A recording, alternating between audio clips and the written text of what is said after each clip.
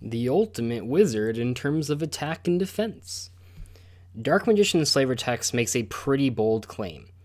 Unlike the description of Blue Eyes White Dragon, which loosely makes a statement that it is a powerful engine of destruction and virtually invincible, Dark Magician puts forth a supposed concrete fact. My problem with Dark Magician is that it's so easy to debunk this claim. The ultimate wizard in terms of attack and defense. Really, even considering the time this card was created, it seems like a stretch for Konami to believe that Dark Magician was going to be the ultimate spellcaster monster forever. Discounting, of course, the one time that Dark Magician was printed as an ultimate rare, which was perhaps a throwback to one of the most ridiculous flavor text lies of all time. Hell, Dark Magician isn't even the most iconic spellcaster monster. I can believe that three-headed Guido is absolutely ruthless in fighting, and that Silverfang is vicious in battle.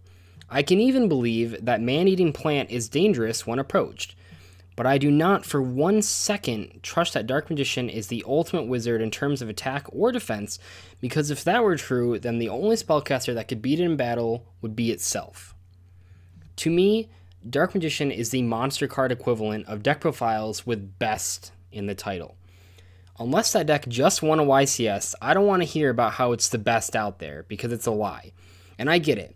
When people search for an obscure deck on YouTube, they're naturally going to gravitate towards the one that says best. But what happens when you decide to update that deck? Is the new one the best too? If it is, does that make the previous version an inferior version?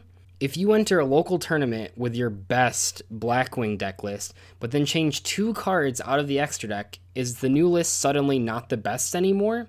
Or is it better than the previous one that you just called best? I suppose there could be a case where a deck profile with best in the title is the only one on YouTube, which would technically make it the best out there, but considering that there are multiple profiles for the extremely specific Sky Scourge Fluffle Burning Abyss shit show, I think it's safe to say that there are no 100% unique original profiles out there. Even on a fundamental level, Dark Magician has always been the underdog. Do you know why Kaiba ripped Blue Eyes instead of Dark Magician? Because Blue Eyes has 3000 attack. You'd be better off ripping a Summon Skull in half instead of Dark Magician because it only takes 1 tribute. The way that I've seen Konami try to hide the fact that Dark Magician isn't the ultimate wizard is by giving him a million supporter spells. But even an emergency teleport and a Heartbeast Feather Duster can't save Dark Magician from being bad.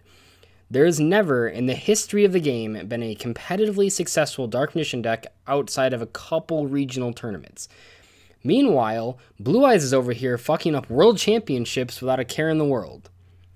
I don't particularly like Dark Magician. I'm sure you can tell that.